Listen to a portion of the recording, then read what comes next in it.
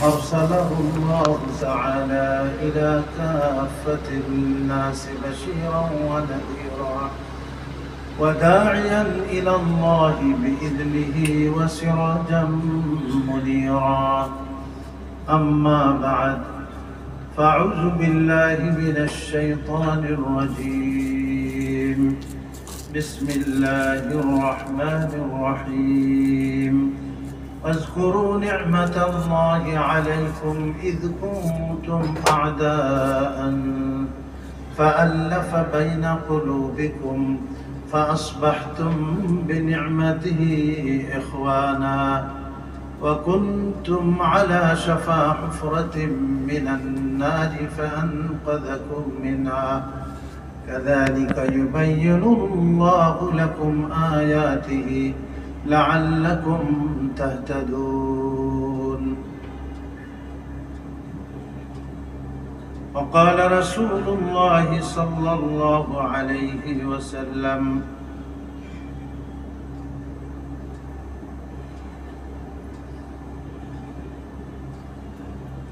أنا حبيب الله ولا فخر، وأنا حامل لواء الحمد يوم القيامة تحتها آدم فمن دونه ولا فخر، وأنا أول شافع وأول مشفع يوم القيامة ولا فخر، وأنا أول من يحرك حلق الجنة فيفتح الله لي فيدخلنيها ومعي فقراء المؤمنين ولا فخر، وأنا أكرم الأولين والآخرين على الله ولا فخر.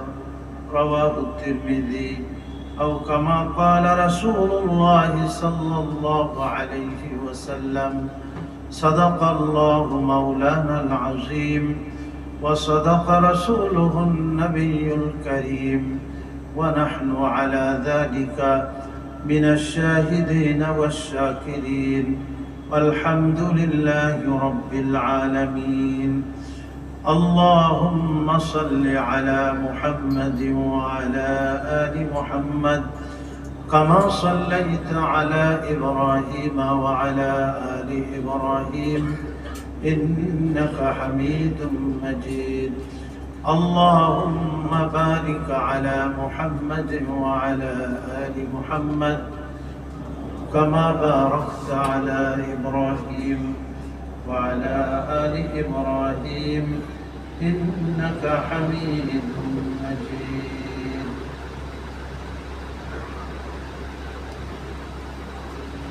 সম্মানিত মুসল্লিয়ানে কেরাম ও ব্রাদারান ইসলাম,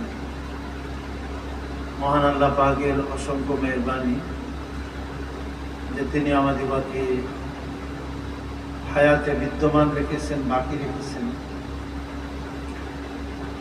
এবং আমাদের অনেকের থেকেই আল্লাহ পাক সুস্থ রেখেছেন। এবং আজকে জুমার দিনে জুমার নামাজ আদায় করার জন্য মসজিদে হাজির হওয়ার তৌফিক দান করেছেন। এজন্য তার দরবারে লাখ কোটি শুকর, আলহামদুলিল্লাহ। রবিউল আউয়াল মাস চলছে, দ্বিতীয় সপ্তাহ, 11ই রবিউল আউয়াল আজকে।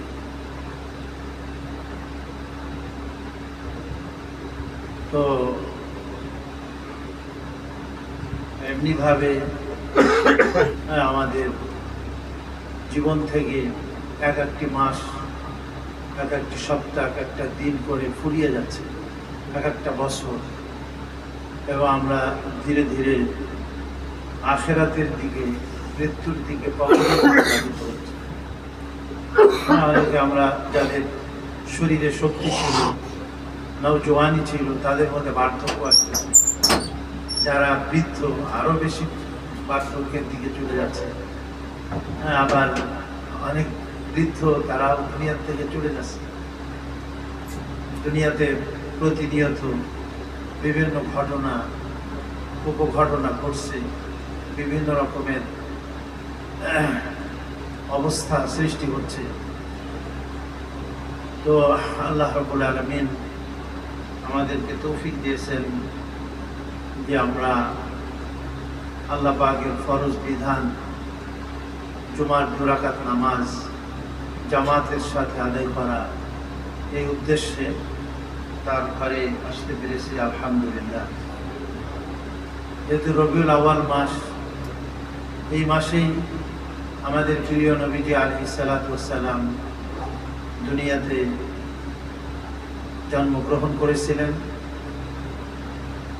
আল্লাহ পাক তাকে এই মাসেই এই পৃথিবীতে পাঠিয়েছিলেন। বাকি তারিখ হিসাবে ঐতিহাসিকদের মধ্যে মতভেদ আছে যে কোন তারিখ ছিল। 12 তারিখ এটা আমাদের কাছে বেশি প্রসিদ্ধ, কিন্তু অন্যান্য ঐতিহাসিকগণ তারা বলেছেন যে রবিউল আউয়াল মাসের 2 তারিখ অথবা 8 তারিখ। এই দুইটা মতামতকেই বেশি শক্তিশালী বলে ওলামায়ে কেরাম গ্রহণ করেছে। আর বাকি 12 রবিউল আউয়াল এটা প্রসিদ্ধ। মাসের ব্যাপারে আর দিনের ব্যাপারে কোনো মতভেদ নেই। সোমবার দিন শবে সাদেকের সময় রসুল করিম আলাইহিস সালাম এর জন্ম হয়েছে, আর রবিউল আউয়াল মাস ছিল, এটার ব্যাপারে কোনো মতভেদ নেই। শুধু তারিখ, দিনের ব্যাপারে মতভেদ, যে কোন দিন ছিল বা কোন তারিখ ছিল, সেইটা 3টা মতামত এক্ষেত্রে পাওয়া যায়। একটা হলো 2রা রবিউল আউয়াল, একটা হলো 8ই রবিউল আউয়াল। বেশিরভাগ উলামায়ে কেরাম 8ই রবিউল আউয়ালের কথাই বলছে, আর 12ই রবিউল আউয়াল আমাদের কাছে বেশি প্রসিদ্ধ। কিন্তু রবিউল আউয়াল বা রসুল করিম আলাইহিস সালামের জন্মকে কেন্দ্র করে বিভিন্ন রকমের কি বলে আপনার উৎসব বা মিছিল বাহির করা, এগুলির গত জুমাতেও বলছিলাম যে আমাদের যে আদর্শ যুগ রসুল করিম আলাইহিস সালামের যুগ, সাহাবায়ে কেরামের যুগ, তাবেঈন, তাবেঈনদের যুগ। নবীজি স্পষ্ট করে বলেছেন খায়রুল কুরুনে কারনি, শ্রেষ্ঠ জামানা বা শ্রেষ্ঠ যুগ হলো আমার যুগ। তারপরে সুম্মাল্লাযীনা ইয়ালুনাহু, অতঃপর আমার সাহাবায়ে কেরামের যুগ। সুম্মাল্লাযীনা ইয়ালুনাহু, তারপরে তাবেঈনদের যুগ। এটা হলো শ্রেষ্ঠ যুগ। এই 3 যুগের কোনো যুগেই রসুল করিম আলাইহিস সালামের জন্ম উৎসবকে পালন করা বা মিলাদুন নবী, মিলাদ শব্দের অর্থ হলো জন্ম, আর নবী শব্দের অর্থ হলো তো নবী বা রসুল। রসুল আলাইহিস সালাতু ওয়াস সালামের জন্ম। আর আরেকটা শব্দ আছে সিরাতুন নবী, রসুল করিম আলাইহিস সালামের সিরাত। সিরাত শব্দের অর্থ হলো যে তার আখলাক, তার চরিত্র, তার বৈশিষ্ট্য, তার গুণাগুণ, তার স্বভাব, এগুলা হলো সিরাত শব্দের অর্থ। তা আসলে আমাদেরকে যেটা করতে বলা হয়েছে সেটা হলো সিরাতুন নবী, রসুল করিম আলাইহিস সালামের সিরাতকে অবলম্বন করতে বলা হয়েছে। নবীজি আলাইহিস সালামের জন্ম, এটা তো কেউ আপনার অনুসরণ করা এটা সম্ভবপর। ওই রকমের জন্ম আমাদের তো হবে না। নবীজি আলাইহিস সালাম যখন জন্মগ্রহণ করছেন, তো আল্লাহ রাব্বুল আলামিন পৃথিবীতে বিভিন্ন ঘটনা ঘটিয়েছেন। দেখা যায় ইরানিরা, পারস্য, তারা 1000 বছর ধরে সেই অগ্নি জ্বালিয়ে রাখছিল, আর তারা সেই অগ্নি পূজা করত। তো রসুল করিম আলাইহিস সালামের জন্মের রাতেই বা ভোরবেলাতে যখন নবীজি পৃথিবীতে এলেন, সে 1000 বছরের প্রজ্বলিত আগুন, পারস্য সাম্রাজ্যের সে আগুন নিভে গেল। তাদের সিংহাসন ছিল পারস্য সম্রাটের, সেই সিংহাসনের যে 12টা আপনার ছিল, কি বলা যায়, আপনার চূড়া ছিল, সে চূড়া খসে পড়ে গেল।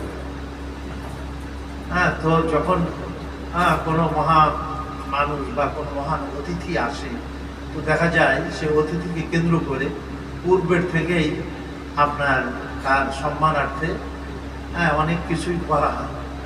আমাদের দেশে যখন বিদেশি কোনো অতিথি রাষ্ট্রনায়ক আসে, তখন পূর্বের থেকে তার জন্য কত রকমের কি সাজসজ্জা, জাঁকজমক, কত রকমের প্রস্তুতি, এগুলি গ্রহণ করা হয়। তো রাসূল করিম আলাইহিস সালাম ও আল্লাহ পাক তাকে দুনিয়াতে যখন প্রেরণ করছেন, পৃথিবীর যত বাতিল শক্তি ছিল ওই সময়, বাতিল শক্তির মধ্যে তখন কম্পন সৃষ্টি হয়ে গেছে, এবং এটা ইঙ্গিত ছিল যে মুহাম্মদ সাল্লাল্লাহু আলাইহি ওয়াসাল্লাম পৃথিবীতে আগমন করেছেন হক এবং সত্য নিয়ে, এবং বাতিল একদিন দূরীভূত হবেই হবে, কোনো রকমের সন্দেহ নাই। যা আল হক ওয়া জাহাকাল বাতিল ইন্নাল বাতিলা কানা যাহুকা।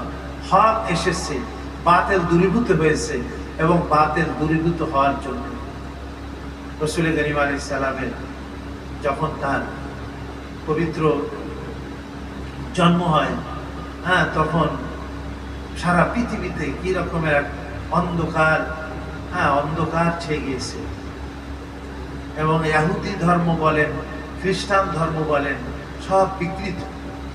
আসল রূপে পৃথিবীতে কোনো সত্য ধর্মই বাকি ছিল না। এবং আসমানি কিতাবধারী যারা, খ্রিস্টান যারা, নাসারা বা ইহুদি যারা, তারাও তাদের ধর্মকে একেবারে বিকৃত করে ফেলেছে।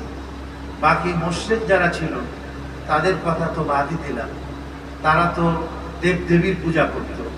ইভেন খ্রিস্টানরাও হযরত ঈসা আলাইহিস সালামকে মূর্তি বানিয়ে, হযরত ঈসা আলাইহিস সালাম বা তার আম্মার মূর্তি বানিয়ে তারা কি করত? পূজা করত, মূর্তি পূজা করত। যার মধ্যেই একটু শক্তি দেখত, তার সামনে তারা মাথা নত করত। এটাকে বলা হয় জাহেলিয়াত। জাহেলিয়াত শব্দের অর্থ হলো মূর্খতা। মূর্খতার জামানা বলা হয়। রাসূল করিম আলাইহিস সালামের প্রায় ধরেন 150-200 বছর পূর্বের থেকেই জাহেলিয়াতের যুগ চলতেছে, এবং মানুষ এই রকমের এক অন্ধকারাচ্ছন্ন জীবনযাপনে চলে গিয়েছিল। মেয়ে সন্তান জন্মগ্রহণ করাকে মা বাবা তারা কি মনে করত? আপনার একটা অপমান মনে করত নিজেদের জন্য। এই জন্য তাদেরকে মেয়ে সন্তান জন্মগ্রহণ করলেই তাদেরকে জীবন্ত কবর দেওয়া হতো। এবং কোরআনে পাকে বলছেন, ওয়াইদাল মাউউদাতু সুইলাত বিআইয়ি যামবিন কুতিলাত। যখন নাকি জিজ্ঞেস করা হবে ময়দানে কিয়ামতে, ময়দানে হাসরে, এই সমস্ত মেয়েদেরকে যে তোমাদেরকে কোন অপরাধে জীবন্ত কবর দেওয়া হয়েছিল, বিআইয়ি যামবিন কুতিলাত, তোমাদেরকে হত্যা করা হয়েছিল। নবীজি আলাইহিস সালাতু ওয়াস সালাম এসে বলেছেন যে যে পুরুষের 3টা কন্যা জন্মগ্রহণ করবে আর সে 3 কন্যার পিতা হবে, তাদেরকে সুন্দর মতো দিন শেখাবে, তাদের আখলাক ও চরিত্র সচ্চরিত্রবান করে তাদেরকে গড়ে উঠাবে, তাদেরকে প্রকৃত ঈমান এবং নেক আমলের উপরে লালন পালন করে ভালো দিনদার পাত্র দেখে পাত্রস্থ করবে, বিবাহ সাথে ব্যবস্থা করবে। তো আমার ওই উম্মতি যাকে আল্লাহ তাআলা 3টা কন্যা দান করলেন, 3 কন্যার পিতা হলো, তো সে তার জন্য আল্লাহ তাআলা জান্নাত অবধারিত করে রেখেছে। রাসূল করিম আলাইহিস সালামের পুত্র সন্তান জন্মগ্রহণ হয়েছে ঠিকই, কিন্তু আসলে বালেগ হওয়া পর্যন্ত পৌঁছে নাই। তারা শিশু অবস্থায় তাদের আল্লাহ পাক নিয়ে গিয়েছেন। আর রাসূল করিম আলাইহিস সালামের 4 কন্যা ছিলেন।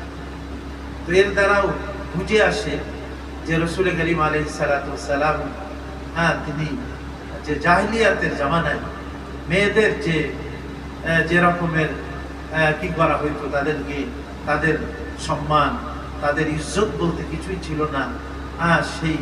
সেই মেয়েদেরকে আল্লাহ রাসূল করিম আলাইহিস সালাম এসে আল্লাহ পাক তার মাধ্যমে মেয়েদের প্রকৃত সম্মান দান করলেন, এবং বলছে যে তার মাকে খুশি করতে পারবে, মাকে খুশি করতে পারবে, সে জান্নাতি হবে। মায়ের দিকে তুমি একবার দৃষ্টিপাত করো শ্রদ্ধা ও সম্মানের দৃষ্টিতে, আল্লাহ তাবারক ওয়া তাআলা তোমাকে হজ, কবুল হজ এবং কবুল উমরার সওয়াব দান করবেন। এবং নবীজি স্পষ্ট ভাষায় বলেছেন, এই হাদিস তো আমাদের অনেকেরই মুখস্থ, ইন্নাল জান্নাতা তাহতা আকদামিল উম্মাহাত, নিশ্চয়ই বেহেশত তোমাদের মায়েদের পায়ের নিচেই বেহেশত আছে। তার মানে তুমি খেদমত করে তোমার মাকে যদি রাজি করতে পারো, খুশি করতে পারো, তাহলে আল্লাহ তোমাকে জান্নাত দান করবেন। তোমার মায়ের পায়ের নিচেই জান্নাত থাকার অর্থ হলো তাই। হ্যাঁ, এবং মা বাপ উভয়ের ব্যাপারে যখন জিজ্ঞেস করা হয়েছে যে ইয়া রাসূলুল্লাহ, আমার সব থেকে নিকটতম পৃথিবীতে যে আমার সুন্দর আচরণ পাওয়ার যোগ্য পৃথিবীতে এই মানুষটি কে? নবীজি বললেন উম্মুকা, তোমার মা। এবং প্রতিবারে সে একই প্রশ্ন করছে যে আমার ভালো আচরণ পাওয়ার সব থেকে যোগ্য ব্যক্তি পৃথিবী থেকে।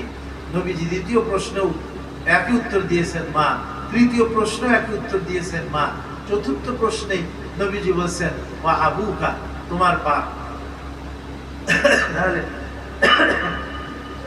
তাহলে মায়ের জাতি যারা, তাদেরকে ইসলাম কত মর্যাদা দিয়েছে, কত সম্মান দিয়েছে। জাহেলিয়াতের যুগে মানুষের ইজ্জত সম্মানই ছিল, মানুষের রক্তের কোনো মূল্যই ছিল না। কথায় কথায় তারা কি করত? যুদ্ধ বিগ্রহ করত, হত্যা করত, লড়াই করত। এটা তাদের নিত্যদিনের কাজ ছিল। হযরত জাফর ইবনে আবি তালিব রাদিয়াল্লাহু তাআলা আনহু হয়তো সপ্তম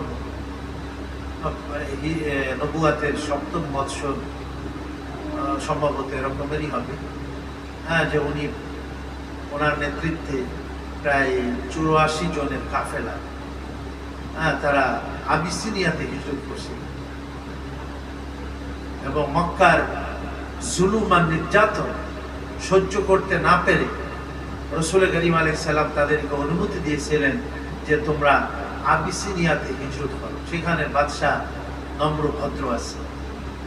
এই জন্য হযরত জাফর ইবনে আবি তালিব রাদিয়াল্লাহু আনহুর নেতৃত্বে এরকমের প্রায় 84 জনের কাফেলা তারা ওই আবিসিনিয়াতে হিজরত করে এবং সেখানে আপনার মক্কার যারা মুশরিকিন ছিল তারা অনেক উপঢৌকন নিয়ে, ঘটনা আমাদের জানা আছে, তারা তাদেরকে ফেরত আনতে গিয়েছিল এবং বাদশাহ নাজ্জাশী, হাবশার যে বাদশাহ তাকে নাজ্জাশী বলা হয়, পারস্যের বাদশাহ তাকে কিসরা বলা হয়, রোমের বাদশাহ তাকে কাইসার বলা হয়। তো এই নাজ্জাশী বাদশাহ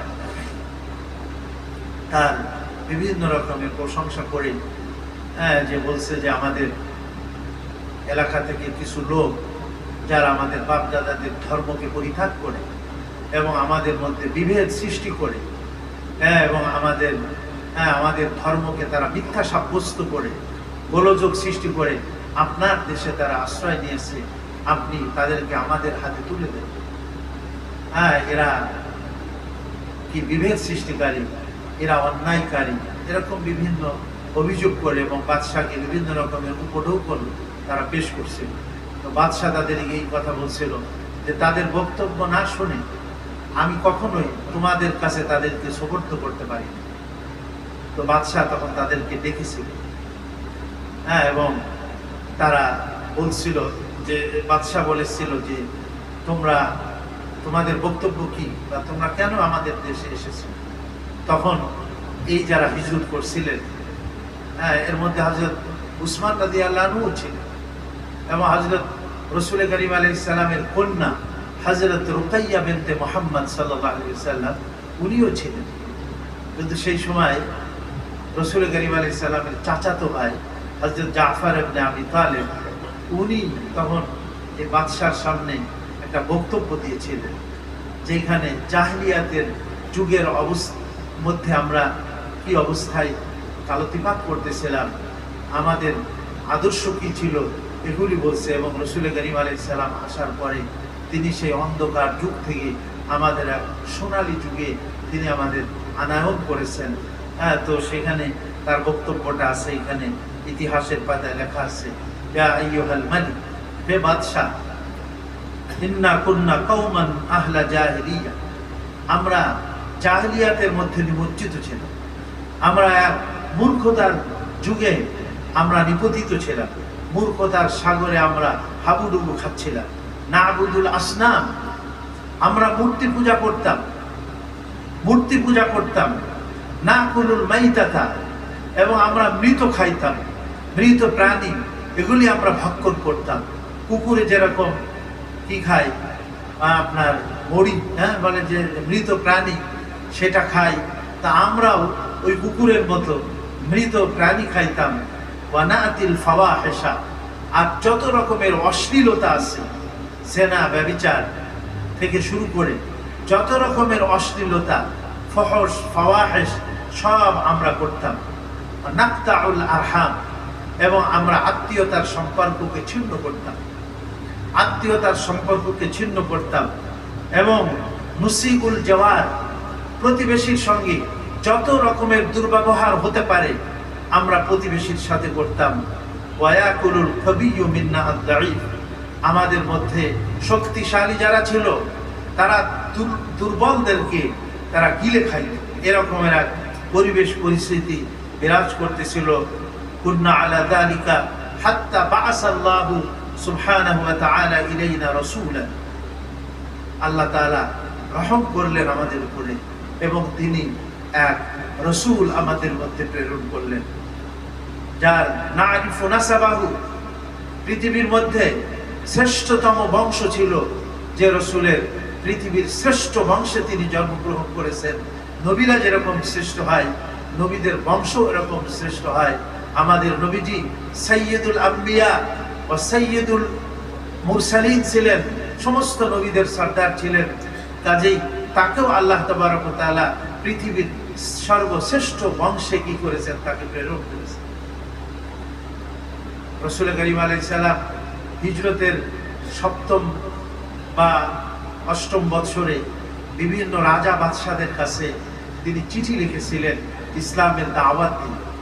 তার মধ্যে 2টা চিঠি লিখেছিলেন, একটা হলো রোম সম্রাটের কাছে, পারস্য সম্রাটের কাছে, আরেকটা হলো রোম সম্রাটের কাছে, হেরাকেলিয়াস বাদশাহ, হেরাকেল বলা হয়, তার কাছে লিখছিলেন। তো পারস্য সম্রাট নবীজির চিঠি পেয়ে সেই চিঠি টুকরা টুকরা করে একেবারে ছিঁড়ে টুকরা টুকরা করে ফেলেছিল। রাসূল করিম আলাইহিস সালাম যখন এটা শুনেছিলেন তখন তিনি বলেছিলেন, সে যেমন আমার দাওয়াতনামাকে টুকরা টুকরা করেছে, আল্লাহ পাক তার সাম্রাজ্যকে এরকম টুকরা টুকরা করে দেবেন আল্লাহ পাক। এরপর থেকে এই পারস্যের কি পরাজয় শুরু হয়ে যায়। তারপরে তো মুসলমানদের হাতে তাদের শোচনীয় পরাজয় হয় এবং হযরত ওমর ফারুক রাদিয়াল্লাহু আনহু জামানাতে পুরা পারস্য ইসলামের ছায়াতলে চলে এসেছে। আর রোম সম্রাটের কাছে যে চিঠি রাসূল করিম আলাইহিস সালাম দিয়েছিলেন, সেই চিঠিরও বক্তব্য একই ধরনের ছিল, আসলিম তাসলাম, তুমি ইসলাম গ্রহণ করো, তুমি শান্তি পেয়ে যাবে, তুমি শান্তি পেয়ে যাবে। তখন সে এই চিঠিটার অনেক কদর করেছিল, মূল্যায়ন করেছিল এবং সে খুঁজতেছিল।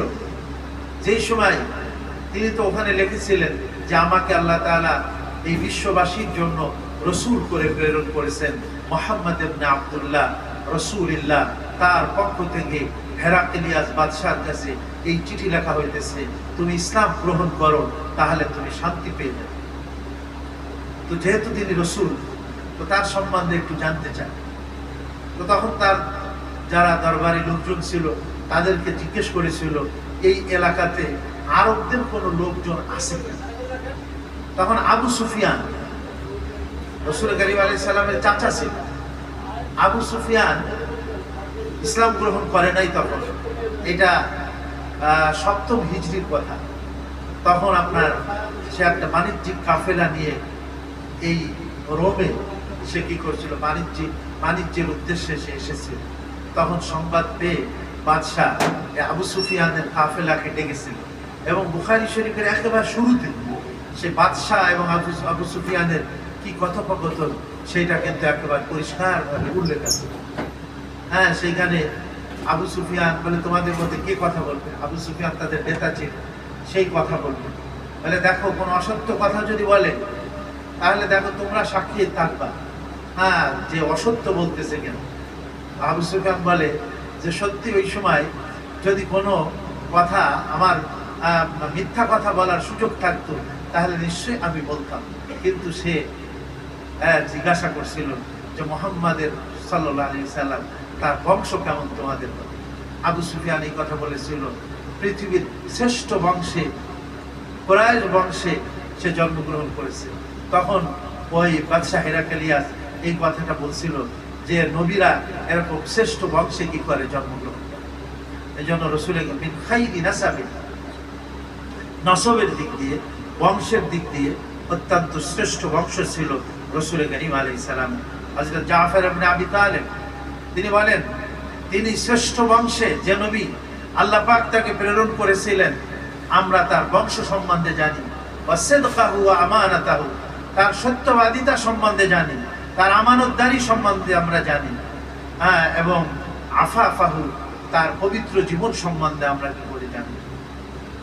তিনি আমাদিগকে দাআনা ইলাল্লাহি লিনুওয়াহিদাহু ওয়া না'বুদুহু, তিনি আমাদিগকে আহ্বান করেছেন, দাওয়াত দিয়েছেন যেন আমরা এক আল্লাহর ইবাদত করি, মূর্তি পূজাকে আমরা বর্জন করি এবং আমরা আল্লাহর তাওহীদ এবং একত্ববাদে বিশ্বাসী হই।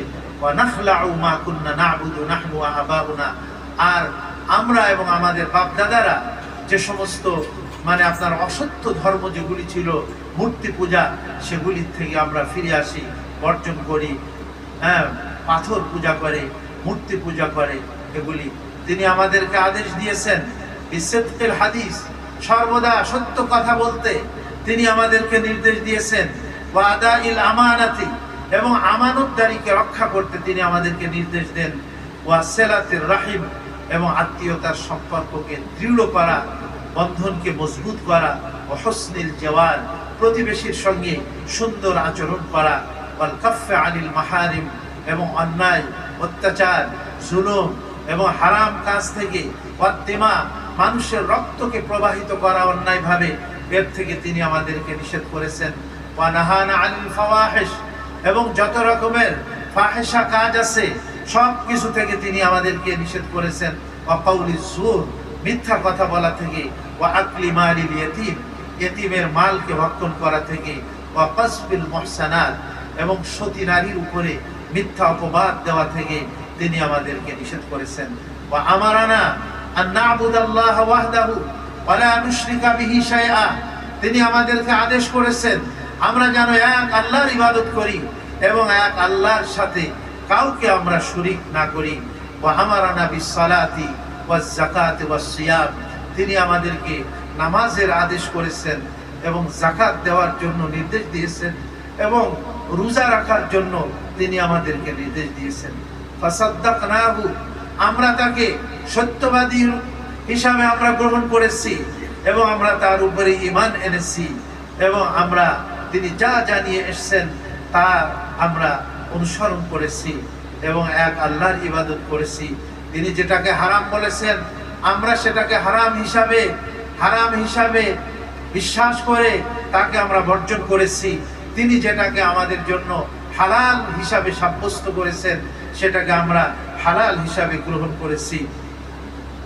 এর কারণে আমাদের জাতি আমাদের বিরুদ্ধে শত্রুতা পোষণ করছে এবং আমাদের শত্রু হয়ে গেছে এবং তারা আমাদের উপরে জুলুম এবং অত্যাচারের স্টিম রোলার তারা আমাদেরকে চাপিয়ে দিয়েছে এবং তারা এটাই চাচ্ছে যে আমরা সেই পূর্বের আবার জাহেলিয়াতের যুগে আমরা যেন ফিরে যাই, মূর্তি পূজার দিকে আমরা যেন ফিরে যাই, ফাহিশা এবং অশ্লীলতার দিকে আমরা যেন ফিরে যাই।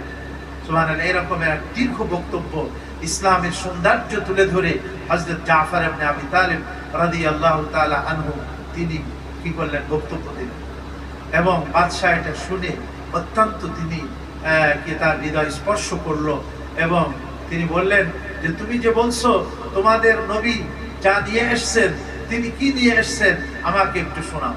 তখন তিনি পবিত্র কোরআনের থেকে সূরা মারিয়ামের শুরুর থেকে কয়েকটি আয়াত তেলাওয়াত করছেন যেখানে আল্লাহ তাআলা হযরত মারিয়াম এবং হযরত ঈসা আলাইহিস সালাতু ওয়াস সালামের পুত পবিত্রতার কথা আলোচনা করছেন এবং হযরত মারিয়াম অত্যন্ত সতী নারী ছিলেন যেটা কোরআনে পাকের মধ্যে। এই কথা শুনে বাদশাহ হেরাক্লিয়াস তিনি এটা তো আপনার এই নাজ্জাশী বাদশাহ এবং তার দরবারি লোকজন যারা ছিল সবাই চোখের পানি ছেড়ে দিয়ে তারা ক্রন্দন করে দিল সেখানে এবং তারা বলল যে না ইনি সত্য নবী সত্য নবী, দেখো আল্লাহ তাকে নবী রসুল করে প্রেরণ করেছেন। এবং ওই যে আবু সুফিয়ান 7ম হিজরিতে, সেখানে অনেকগুলি প্রশ্ন বাদশাহ হেরাক্লিয়াস, রোমের বাদশাহ, তিনি করেছিলেন। এবং সেখানে বাদশাহ কথাও স্বীকার করছিলেন যে হ্যাঁ, আমার মনে হচ্ছে ইনি আখেরি জামানার যে নবী, যার ব্যাপারে ইনজিল এবং তাওরাতের মধ্যে উল্লেখ আছে, তিনি সে আখেরি নবী হবেন। সুবহানাল্লাহ।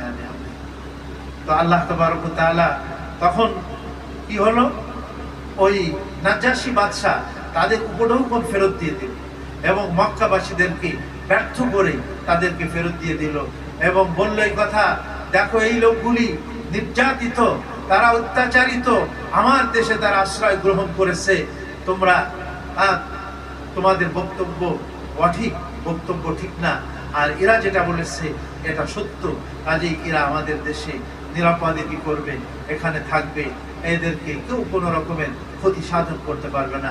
তখন কুরাইশের নেতৃবৃন্দ যারা এই মুসলমানদেরকে ফিরিয়ে আনতে গিয়েছিল, তারা ব্যর্থ হয়ে ফিরে আসলো। সুবহানাল্লাহ। যাক, আমি এটা বলতেছিলাম যে হযরত জাফর ইবনে আবি তালিব রাদিয়াল্লাহু আনহু সেই জাহেলিয়াতের জামানার একটা চিত্র সেখানে তুলে ধরেছেন এবং ইসলামের সৌন্দর্য তিনি সেখানে কি করেছেন, তুলে ধরেছেন। আল্লাহ পাক এই আয়াতের মধ্যে বলেছেন, ওয়াজকুরু নি'মাতাল্লাহি আলাইকুম, হে আমার বান্দারা, আল্লাহর নিয়ামতকে তোমরা স্মরণ করো, ইজ কুনতুম আদাআন, যখন তোমরা পরস্পরের শত্রু ছিলে, একজন আরেকজনের শত্রু ছিলে, রক্ত পিপাসু ছিলে, একজন আরেকজনকে খুন করার জন্য তোমরা কি ছিলে, ব্যস্ত ছিলে। ফাআল্লাফা বাইনা কুলুবিকুম, আল্লাহ পাক তার প্রিয় নবীকে প্রেরণ করে তোমাদের মধ্যে তিনি বন্ধুত্বের বা ভালোবাসার বন্ধন তিনি কি করেছেন, কায়েম করে দিয়েছেন। পৃথিবীর যে প্রান্তে মুসলমান থাকুক না কেন, যার অন্তরে কলেমা আছে সে আরেক মুসলমান, যার অন্তরে কলেমা আছে তার ভাই, পৃথিবীর সকল মুসলমান ভাই।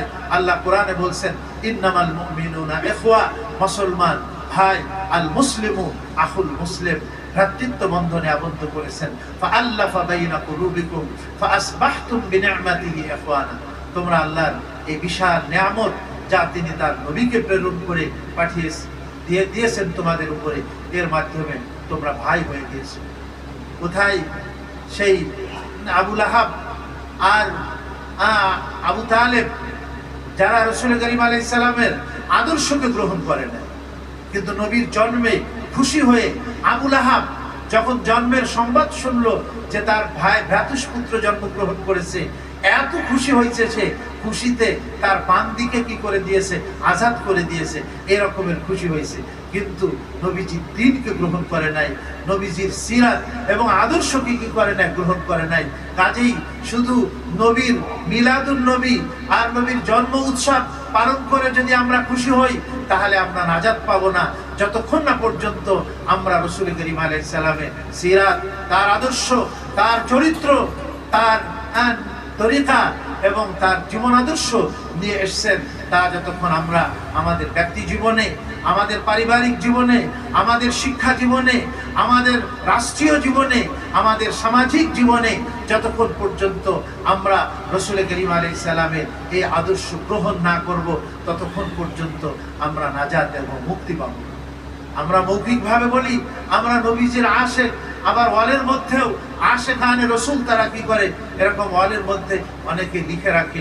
আসলে রাসূল করিম আলাইহিস সালামের আশেক হওয়ার আলামত হলো কি, নিদর্শন হলো কি, যে যত বেশি রাসূল আলাইহিস সালামের সিরাত এবং সুন্নতকে গ্রহণ করবে, সে হলো আল্লাহ নবীজির আশেক এবং সে হলো আল্লাহ রাব্বুল আলামিনের প্রকৃত বান্দা। হযরত হালিমা রাদিয়াল্লাহু আনহা শিশুকালে নবীজিকে কোলে নিয়েছেন, আর কোলে নিয়ে যখন মক্কার থেকে সেই তায়েফের দিকে যখন ফিরতেছিলেন, তখন তার ওই উটের মধ্যে, যে উটনিতে তিনি সওয়ার হয়ে আসছিলেন, তার মধ্যে এত শক্তি সৃষ্টি হয়েছে যে উটনিটা, যে সওয়ারিটা সকল উটনির পিছনে ছিল, নবীজিকে কোলে নিয়েছেন। আর সেই উটনি এখন ফেরার সময় পুরা কাফেলা আগে আগে চলে যাচ্ছে। ওনার বুকে দুধ ছিল না, ওনার একটা ছেলে ছিল, তার নাম ছিল আব্দুল্লাহ, সেও পরিপূর্ণ দুধ পেত না। আর রাসূল করিম আলাইহিস সালাম যখন কোলে নিলেন, আল্লাহ পাক ওনার স্তনে পর্যাপ্ত পরিমাণ দুধ দান করলেন, যে তার ছেলে এবং এই দুধ ছেলে মুহাম্মদ সাল্লাল্লাহু আলাইহি সাল্লাম দুইজনে মানে আপনার পরিপূর্ণভাবে দুধ পান করে তাদেরকে পেট ভরে যেত এরকম। এমনকি হযরত হালিমা রাদিয়াল্লাহু আনহার ঘর বাড়িতে পর্যন্ত বরকতে আল্লাহ তাআলা ঢেলে দিয়েছেন। এবং তার বকরি যেখানে চড়তো, অন্যান্য মালিক রাখাল বকরির মালিকরা বলতো তার রাখালদেরকে, আরে তোমরা কোথায় বকরি চড়াও, যেখানে ঘাস নাই, তোমাদের বকরি বিকালে ফিরে আসে পেট খালি থাকে, আর হালিমার বকরি কোথায় চড়ে, পেট ভরে ফিরে আসে, তোমরা ওই জায়গায় চড়াইতে পারো না যেখানে হালিমার বকরি চড়ে? সুবহানাল্লাহ। তার বকরি যে জমিনে চড়ে সেখানেও আল্লাহ তাআলা বরকত দিয়ে দিয়েছেন, সেখানেও আল্লাহ পাক বরকতের ঘাস সৃষ্টি করে দিয়েছেন। শিশু নবীকে কোলে নিলে যদি এই রকমের বরকত আসে, তাহলে যে আদর্শের জন্য এই নবী তার শরীরকে রক্তাক্ত করেছেন, দান্দান মুবারককে শহীদ করেছেন, তায়েফের ময়দানকে রক্তাক্ত করেছেন, সেই সিরাত এবং সেই আদর্শ এবং সেই তরিকাকে কেউ যদি গ্রহণ করে, না জানি তার জীবনে আল্লাহ পাক কত বরকত ঢেলে দেবে। সুবহানাল্লাহ। সাহাবা আজমাইন তারা হয়তো অত টাকা পয়সা তাদের ছিল না, অত সম্পদ তাদের ছিল না, কিন্তু তারা হযরত রাসূল করিম আলাইহিস সালামের সিরাত তার আদর্শকে তারা কি করেছিলেন, গ্রহণ করেছিলেন। তারা এত রাসূল করিম আলাইহিস সালামকে মহব্বত করতো, হুজুর থুতু ফেলতেন, থুতু শরীরের মধ্যে মেখে নিতেন, হুজুর ওযু করতেন, ওযুর পানিগুলি তাদের শরীরের মধ্যে এরকম ভাবে লেগে যাইতো। আর ওই কাফের মুশরিকদের প্রতিনিধি আসছিল নবীজির দরবারে, বলে মুহাম্মদ সাল্লাল্লাহু আলাইহি ওয়াসাল্লামের সাহাবীদেরকে আমরা দেখেছি তারা যেমন মুহাম্মদ সাল্লাল্লাহু আলাইহি সাল্লামকে মহব্বত করে, ভালোবাসে, আমরা পৃথিবীর বিভিন্ন রাজা বাদশাদের দরবারে গিয়েছি, কিন্তু তার অনুসারীরা এরকম ভালোবাসে তাদের রাজা বাদশাকে আমরা পৃথিবীতে নমুনা দেখি নাই যা সাহাবায়ে কেরাম মুহাম্মদ সাল্লাল্লাহু আলাইহি সাল্লামকে ভালোবাসে। এইজন্য নবীজি বলেন, মান আহাব্বা সুন্নতি ফাকাদ আহাব্বানি, যে আমার সুন্নাতকে মহব্বত করে সে আমাকে মহব্বত করে। কাজেই এই জন্মবার্ষিকী উদযাপন করা না, রাসূল করিম আলাইহিস সালামের সিরাত এবং আদর্শকে উদযাপন করতে হবে। তার চরিত্র, তার আদর্শ, তার নিয়ম নীতি আমাদের জীবনের মধ্যে যদি আমরা বাস্তবায়ন করতে পারি, তাহলে এটাই হবে কি সার্থকতা। নতুবা এই যে মিলাদুন নবী আর এর অনুষ্ঠান করে আর মিছিল করে আত্মতৃপ্তি লাভ করলাম যে আমি মনে হয় আশিক রাসূল হয়ে গেছি, না, এটা না। বরঞ্চ এটা করলে তো বেদাত, এটা বেদাত, যে এটা একটা নতুনত্ব সৃষ্টি করা হলো, যা আমরা রাসূল করিম আলাইহিস সালামের জামানায় বা সাহাবাদের জামানায় যে জিনিস ছিল না, সেইটা আমরা কি করছি, এটা গ্রহণ করতেছি। এই জন্য আমরা বেদাত থেকে দূরে থাকি, রাসূল করিম আলাইহিস সালামের সুন্নাত তরিকা যদি আমরা অবলম্বন করতে পারি, তাহলে এটাই আমাদের জীবনে শান্তি এবং সফলতা বয়ে আনবে। আল্লাহ পাক আমাদেরকে তৌফিক দান করেন যেন আমরা আমাদের জীবনের প্রতিটি ক্ষেত্রে রাসূল করিম আলাইহিস সালামের সুন্নাহ এবং তার সিরাতকে আমরা গ্রহণ করতে পারি। আল্লাহ আমাদেরকে তৌফিক দান করেন। আরো আমরা রাসূল সাল্লাল্লাহু আলাইহি ওয়াসাল্লামের জীবনী থেকে আরো মূল্যবান বিষয়গুলি আমরা আগামীতে আলোচনা করব। আল্লাহ যেন আমাদের নবীজির সুপারিশ এবং শাফাআত নসিব করে দেন, এবং নবীজির যে দ্বীন নিয়ে এসেছেন, যে দ্বীনের জন্য রক্ত ঝরিয়েছেন, সেই দ্বীনকে গ্রহণ করা এবং এই দ্বীনের জন্য ত্যাগ স্বীকার করার তৌফিক আল্লাহ আমাদের সবাইকে দান করেন। ওয়া আখিরু দাওয়ানা আলহামদুলিল্লাহি রাব্বিল আলামিন। যাদের সুন্নাত বাকি আছে